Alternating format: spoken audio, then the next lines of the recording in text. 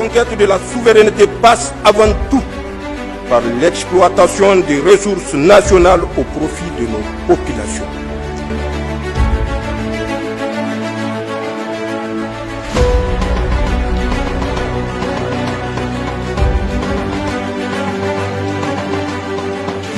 Retour au Téléthon, plusieurs contributions entrant dans le cadre de la lutte contre les décès maternels et périnatales évitables au Niger ont été réceptionnées cet après-midi par l'ambassadrice de cette cause, une lutte dans laquelle le Niger s'est engagé depuis quelque temps à travers la mobilisation des ressources. Nafisa Badamassi et Yazira Biou. 60 millions de francs CFA, c'est exactement la somme collectée par le réseau des femmes forces de défense et de sécurité FDS pour contribuer à la lutte contre les décès maternels et périnatales évitables au Niger. Une lutte engagée par le Niger à travers l'ambassadrice Mme Brarek Jarmakoy. La rencontre de ce jour marque ainsi la remise officielle de cette somme mobilisée par le réseau à l'ambassadrice. Nous sommes des femmes. Nous avons l'habitude de visiter les maternités. Nous avons une idée des difficultés auxquelles les femmes font face pendant l'accouchement. C'est pourquoi nous avons lancé un appel pour une mobilisation forte au sein des forces de défense et de sécurité afin que nous puissions apporter notre contribution à ces combats nobles, salutaires et patriotiques. À cet effet, une somme de 60 millions a été générée et remise par les femmes FDS du Niger pour dire stop aux décès maternels et périnatals évitables au Niger. Il s'agit d'une action noble. Nous sommes interpellés en tant que femmes, tout simplement. Nous sommes interpellés en tant que force de défense et de sécurité. Des fonds qui seront utilisés à plusieurs niveaux de soins afin de mettre fin à ce fléau dans le pays. Votre geste hautement patriotique atteste votre détermination dans la restauration de la dignité de notre pays et sortir de la main tendue.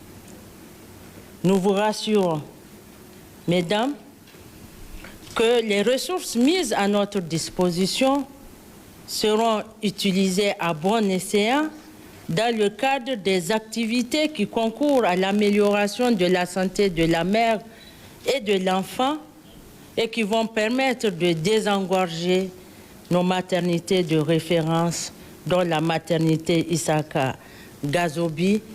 La compagnie de téléphonie mobile Airtel Niger ne peut aussi rester en marge de cette lutte. Elle a, dans ce sens, apporté sa contribution qui s'élève à un montant de 20 millions de francs CFA. Et aujourd'hui, nous sommes là présents pour contribuer à une hauteur de 20 millions de francs CFA pour lutter contre la mortalité infantile et maternelle. La vie, elle est sacrée et nous y croyons fermement. Et la femme, elle est sacrée, nous la soutenons. Et donc, notre présence aujourd'hui, c'est pour dire à l'ambassadrice Mme Bra tous nos encouragements. Renouvelons au CNSP notre engagement à côté des autorités pour soutenir le développement de ces pays qui est notre bien commun, sans lequel nous ne pourrons pas continuer à opérer nos affaires en République du Niger. Dans le cadre toujours de la mobilisation des ressources dans la lutte contre les décès maternels et périnatales, l'Association nigérienne pour le bien-être familial ANBF s'est aussi manifestée en apportant une contribution de 417 000 francs CFA. Donc certes, le geste que nous venons de faire, c'est le personnel qui l'a fait, mais c'est notre travail au quotidien et d'œuvrer pour l'amélioration de la santé maternelle et infantile à travers nos centres de prestations. Et pour le problème qui nous réunit ici, c'est l'affaire de tous. Je pense que ça, c'est un appel que je lance à tous citoyens, que les femmes sont nos mères, ce sont nos enfants, nos sœurs. Et tout le monde est concerné par ce problème parce que ce n'est pas normal ici à cette ère contemporaine qu'une femme meurt en donnant la vie. Cette mobilisation du réseau des femmes FDS, de la compagnie Airtel Niger ou encore de l'association nigérienne pour le bien-être familial témoigne une fois de plus l'engagement de tous dans la lutte contre les décès maternels et périnatales évitables au Niger. Même là, à Maradi, où le syndicat national des enseignants-chercheurs et chercheurs du supérieur a remis ce matin au gouverneur de la région une somme de 500 000 francs CFA au titre de la contribution de ces militants au téléthon de lutte contre les décès maternels et périnatales évitables. Sandana Tahi et Nassirou Nakakale. C'est un truisme de le dire. Il est inadmissible de voir les femmes perdre la vie en donnant la vie. C'est ainsi que les autorités du CNSP, avec comme premier chef le général de brigade Abdraman Chani, chef de l'État, ont inscrit la lutte contre les décès maternels et périnatales au cœur de leurs priorités. C'est dans cette dynamique que l'ambassadrice Mme Moussa Raki Djarmakoy a initié et lancé le téléthon de lutte contre ce phénomène, le décès maternel et périnatal, qui constitue une importante préoccupation de nos communautés. Au regard de sa grande portée dans la gestion et le financement des urgences sanitaires, cette initiative requiert la mobilisation et l'engagement de toutes les couches sociales du pays. Ici à Maradi, c'est le syndicat des enseignants-chercheurs et chercheurs du niveau supérieur qui est la toute première structure à ouvrir la marque avec une somme de 500 000 francs CFA en guise de sa contribution au téléthon de la lutte contre les décès maternels et périnatales. Pour répondre à un appel national. Et dans ce cadre, aujourd'hui, nous sommes là pour remettre notre modeste contribution d'une somme de 500 000 pour le téléthon qui a été lancé par le gouvernement depuis le 15 décembre passé. Réceptionnant cette contribution, le gouverneur de la région de Maradi, le contrôleur général de police Issoufou Maman, a au nom des plus hautes autorités, au premier rang desquelles le général de brigade Abdraman Chani, chef de, s'intéresse aussi aux préoccupations et vécus quotidiens des communautés. Pour cette d'autres bonne volonté, on vous emboîte le pas. Le contrôleur est périnatal. Le gouvernement de la région de Niamey a présidé cet après-midi la réunion du Conseil régional de sécurité. À l'ordre du jour de cette rencontre, plusieurs questions sécuritaires de la région. Kadigatou Hassan et Souleymane Wali. Le gouverneur de la région de Niamey, le général de brigade Asman Abdharouna, président du Conseil régional de sécurité, était face aux différents responsables des forces de défense et de sécurité FDS ce jeudi 9 janvier 2025 dans la salle du Conseil régional de sécurité pour la dite réunion qui se tient chaque semaine au gouvernorat de Niamey. À l'ordre du jour de cette rencontre, la saisie de certains produits lors du contrôle des engins. Plusieurs autres points ont été également débattus en divers, dont le déguerpissement des kiosques et maisons d'habitation autour des bureaux de douane rive droite et rive aéroport, le déguerpissement des taudis dans le quartier Lakroussou, la reprise de la rafle des mendiants et enfin l'acheminement des migrants. Toutes ces questions importantes ont été débattues au cours de ce Conseil régional de sécurité.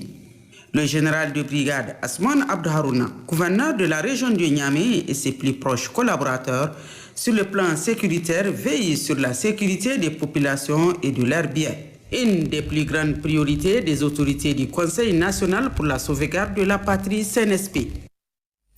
Le gouverneur de la région de Maradi a lancé ce matin la campagne de vaccination contre la fièvre jaune. La cérémonie s'est déroulée en présence des autorités communales et coutumières. Koskoy Balkissa et Nassirou Nakakele.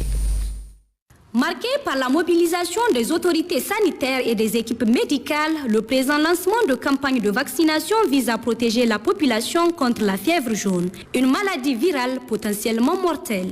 Une campagne qui revêt une importance capitale pour prévenir toute épidémie dans les zones endémiques. L'objectif de cette campagne est de vacciner plus de 95% de la population cible de la région de Maradi contre la fièvre jaune. Comme nous l'avons toujours dit, la prévention est au cœur des priorités de nos autorités, au premier rang desquelles son Excellence, le général de brigade Abdraman Chani, président du Conseil national pour la sauvegarde de la patrie, chef de l'État, et son Excellence, M. Ali Mohamed Lamedzen, Premier ministre, ministre de l'économie et des finances, qui n'ont cessé d'œuvrer pour la recherche du mieux-être de nos populations. Cette campagne spécifique de vaccination contre la fièvre jaune va cibler des personnes âgées de 9 mois à 60 ans. Les efforts de vaccination ont permis d'éliminer beaucoup de maladies. Ces mêmes efforts sont poursuivis pour l'élimination des épidémies de la fièvre jaune. C'est pourquoi la population, les vaccinateurs, les relais communautaires, les médias, les autorités administratives et coutumières s'investissent davantage pour le besoin de l'élimination complète de cette maladie dans notre pays. Cette campagne intéresse tous les districts sanitaires de notre région, à l'exception de celui de Gazawa, et concerne, comme je l'ai dit, tantôt les personnes âgées de 9 mois à 60 ans pour une cible totale estimée à 5 104 497 personnes qui recevront chacune une injection qui les protège de cette maladie. Le défi à relever est énorme. C'est pourquoi nous demandons à tous les acteurs engagés de faire preuve de courage et d'abnégation pour que l'objectif fixé soit atteint. Du 10 au 16 janvier, cette campagne permettra de couvrir le maximum de populations cibles dans un délai optimal, tout en renforçant l'immunité collective. Poursuivant sa mission de sensibilisation des populations sur la paix, la sécurité et l'entretien du chef de l'État, président du CNSP, accordé à la RTL, le gouverneur sortant de la région de Zender était dans le département de Tesker, Kasumutari et Aliabou. Zone pastorale par excellence et à plus de 300 km de la ville de Zander, le département de Tesker a constitué la 8e étape de cette mission en profondeur dans la région du gouverneur Issoufou Labo qu'accompagne une forte délégation. Là également, comme dans les autres localités visitées, c'est un accueil de grand jour que les populations de Tesker ont réservé à la délégation, preuve de leur soutien ferme et inconditionnel aux autorités du pays. Le gouverneur de la région, le colonel Issoufou Labo, a pris la parole pour davantage sensibiliser la population sur la paix, la sécurité et surtout l'interview accordée à la radio et télévision du Niger, la RTN, par le chef de l'État, le général de brigade Abdraman Chani, président du CNSP. Et nous avions été chargés de poursuivre la sensibilisation des populations par rapport à certains points précis de ce point de presse. Depuis le 26 juillet 2023, il y a eu un changement de régime au Niger. Depuis lors, notre pays a été victime de plusieurs menaces, de plusieurs complots, de plusieurs actions néfastes. Mais en fait, c'est de créer des situations de chaos par la grâce d'Allah subhanahu wa ta'ala. Cela a échoué. Et rendez-vous compte, souvenez-vous que cela a été fait avec des Nigériens. Des Nigériens qui se sont retrouvés contre le pays, qui se sont retrouvés dans les pays voisins pour accompagner les complots, les menaces et tous les plans à l'encontre des intérêts du Niger et des intérêts des populations nigériennes. Mesdames et messieurs, vous vous êtes tous levés comme un seul homme, avec des prières, des lectures de son Coran, des couloutes, pour que le CNSP puisse tenir debout. Aujourd'hui, nous sommes encore debout. Le CNSP est en train de faire des prouesses, d'assurer la souveraineté, d'assurer la sécurité, d'assurer le bien-être des populations nigériennes, une bonne gouvernance, le bonheur du peuple nigérien. Le premier responsable de la région a également échangé avec les populations du département de Tesker sur la paix, la transhumance, les feux de brousse qui ont fait déjà des ravages dans la zone, la mobilisation des ressources internes, l'importance des pièces d'état civil, les mesures sociales prises par nos autorités pour soulager les populations, à savoir la réduction du prix du carburant, les coûts des prestations de soins de santé, la réduction du prix du ciment, entre autres. Auparavant, le maire de la commune rurale de Tesker, Moumoun Ontini, et le préfet du département ont tour à tour pris la parole pour demander au gouverneur de la région de transmettre aux plus hautes autorités de notre pays leur gratitude et leur reconnaissance pour les efforts qu'ils ne cessent de déployer dans le cadre du développement et de la souveraineté de notre cher pays. Le gouverneur de la région d'Agadez, président du comité. Ainsi, dans le cadre de la série de rencontres avec les couches socio-professionnelles et les forces vives de la nation en faveur du Téléthon national de lutte contre les décès maternels et périnatales évitables au Niger, l'ambassadrice de cette initiative a rencontré ce matin le personnel du ministère des Transports et de l'Équipement. L'objectif de cette rencontre est de sensibiliser mais aussi plaider pour une forte mobilisation autour du Téléthon. C'est le secrétaire général du ministère des Transports et de l'Équipement qui a présidé la cérémonie. Nana Maria Moutari et Hamidou Amadou. La lutte contre les décès maternels et périnatales évitables au Niger demeure une priorité à tous les niveaux. Les autorités, les acteurs de la société civile, la diaspora, la communauté étrangère vivant au Niger, bref, toutes les couches socio-professionnelles du centre urbain au centre rural sont concernées dans cette lutte en faveur de la santé maternelle et infantile. Aucune femme ne doit mourir en donnant la vie et aucun nouveau-né ne doit mourir en venant au monde. C'est le but de ce téléthon national. La présente rencontre avec le personnel et les cadres du ministère des Transports et de l'Équipement a été une occasion pour le secrétaire général du ministère d'appeler ses agents à soutenir cette belle initiative. L'ambassadrice de cette cause, Mme Burareki Jarmokoy, a dans un langage de vérité invité le personnel et les cadres du ministère des Transports et de l'Équipement à s'investir pleinement autour de cette mobilisation afin d'appuyer les efforts de l'État à, entre autres, équiper et à renforcer les plateaux techniques des hôpitaux, notamment les maternités, pour une prise en charge adéquate de la mère et de l'enfant. La mobilisation que nous sommes en train de faire pour les ressources financières, c'est pour vraiment désengorger la maternité Isaac Gazobi. Désengorger les maternités de référence, il y en a plusieurs. Et quand on regarde les statistiques, la situation elle est plus alarmante pour Zender et Agadez, je crois. Nous allons désengorger les centres mères et enfants et on va essayer de renforcer les plateaux techniques des hôpitaux de district. Au Niger, nous avons 70 et il y a à peine 30 où on peut faire des opérations de césariennes et tout. Les autres n'ont pas d'équipement. Et toutes les consultations que nous avons eues, une quarantaine avec les différentes couches socio-professionnelles de ce pays et depuis quelque temps, les institutions, les ministères, tout le monde est unanime que le fléau, c'est d'abord un problème de mindset, de changement de comportement à tous les niveaux. D'abord chez la femme. La femme elle-même doit comprendre que quand elle prend une grossesse, c'est une lourde responsabilité.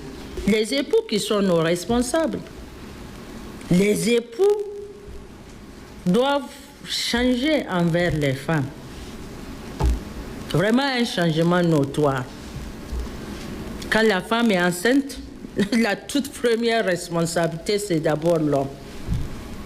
C'est à l'homme de s'assurer qu'elle suit le protocole.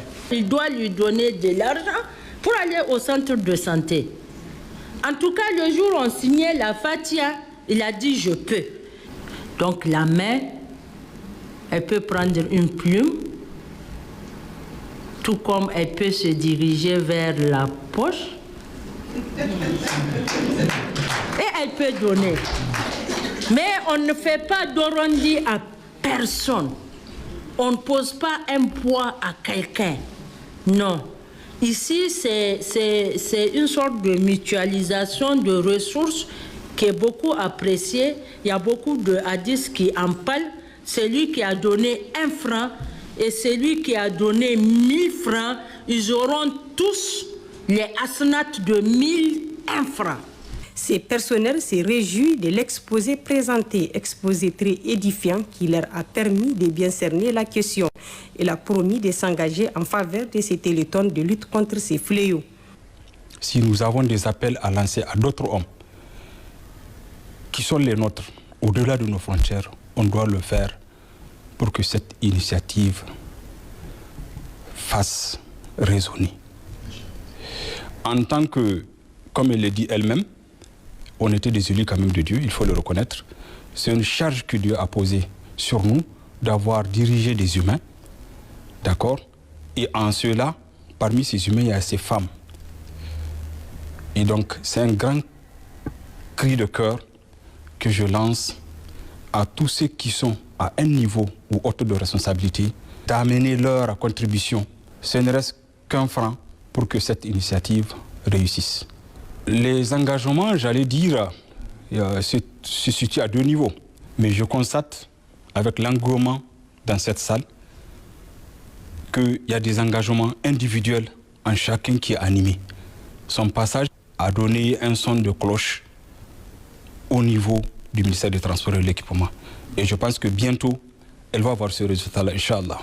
Madame Bourare Kijarmokoy a également évoqué d'autres problèmes qui assaillent les centres de santé au Niger.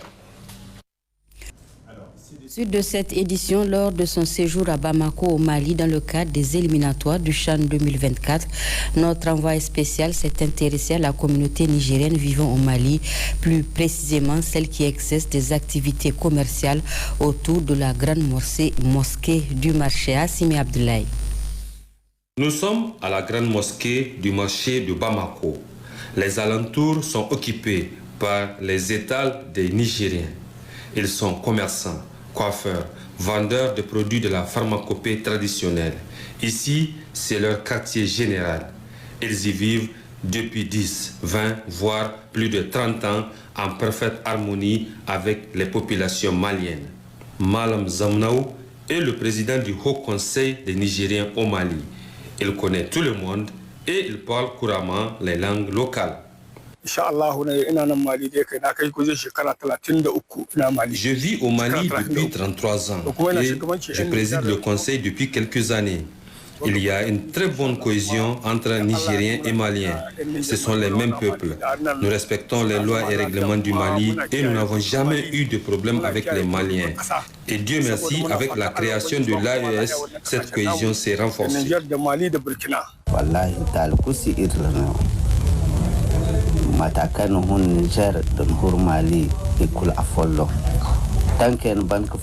n'y a aucun problème avec les Maliens. Moi qui vous parle, j'ai épousé une Malienne et on a 5 enfants. Dès que tu franchis la frontière, tu deviens malien. On ne te demande ni argent, ni carte de séjour. Si les Nigériens ont réussi leur intégration au Mali, c'est avant tout grâce à leur état d'esprit pacifique et leur comportement responsable. Et les Maliens confirment. Symbiose en parfaite harmonie. Nous sommes très ravis de vivre avec les Nigériens. Mais parfois on est avec les Nigériens, ils sont césés. Ils sont césés. Et quand nous allons au Niger, nous sommes chez nous. Ils sont césés et quand nous allons au Niger, nous sommes chez nous. Cette confédération est venue trouver déjà que nous sommes brassés. Je mange du plat nigérien, bon, je prends le dono. Hein? Tu vois, je prends plusieurs plats. Là, comme je suis ici au Mali actuellement, on ne trouve pas tous les plats nigériens, mais ceux qui sont là, hein, les donos là, on trouve ici qu'on appelle Anoksapura. Nous le vivons ici avec eux. Mais Aoussa et Mali, c'est la même chose. Il n'y a pas une différence entre nous ici. C'est la même famille. C'est la même famille. Pour rappel, cette communauté nigéro-malienne s'est fortement mobilisée au stade du 26 mars de Bamako autour de l'ambassadeur du Niger au Mali pour pousser le MENA du Niger à la qualification au CHAN 2024. Retour au Téléthon, plusieurs... La conquête de la souveraineté passe avant tout par l'exploitation des ressources nationales au profit de nos populations.